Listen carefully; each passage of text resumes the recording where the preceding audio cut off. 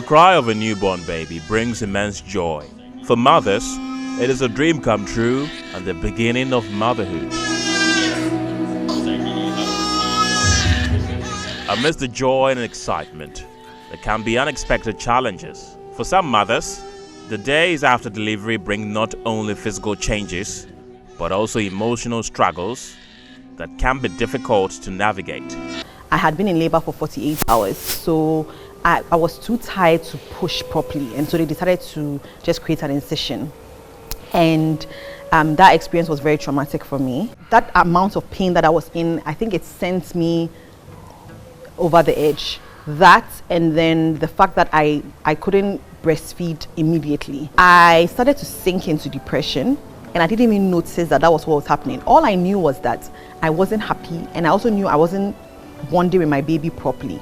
I was never one of those mothers that once I popped the baby, I smiled into my baby's face and then held him and rocked him. No.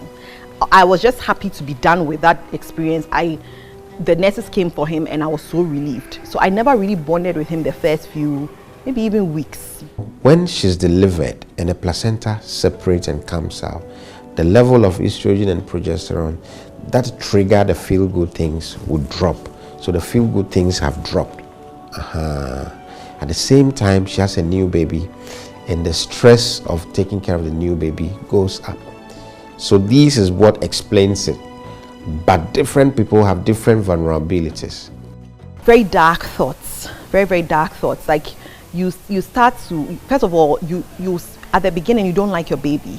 You don't like your baby. You don't even want to be a mother. It's like, is this thing for me? And also, is this the thing that is so hyped? This wasn't really living up to my expectations. Mothers seeking help should see it as a sign of strength and not weakness. Postpartum mental depression is treatable. So the first thing is identifying that this person has a problem. I had a little trampoline in the house, and it was just simple things like just jumping on the trampoline. When we are in the living room or something like that, I can just put the trampoline there, wherever the baby is, and just be jumping on it and see.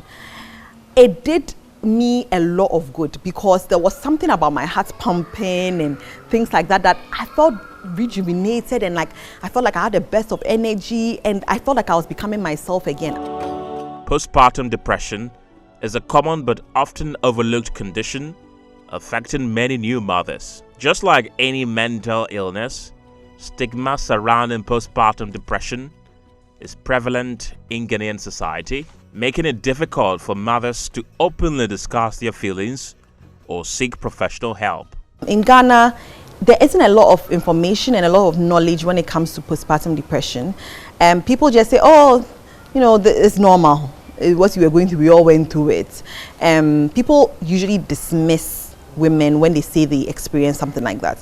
We bring the person to see a psychiatrist. We assess the person and then we intervene. There are medications, there are psychological interventions, and other procedures for them so that we shorten the illness. As I've said, it has devastating effects on the baby, so the aim is to shorten it as much as possible. And in extreme cases, I've said that it can lead to self-harm on the mother's side and even death of the baby, called infanticide. So you can imagine that potentially it's quite dangerous. Efforts to increase awareness, reduce stigma, improve access to mental health services, and strengthen healthcare infrastructure are essential for joyous motherhood and childhood journeys.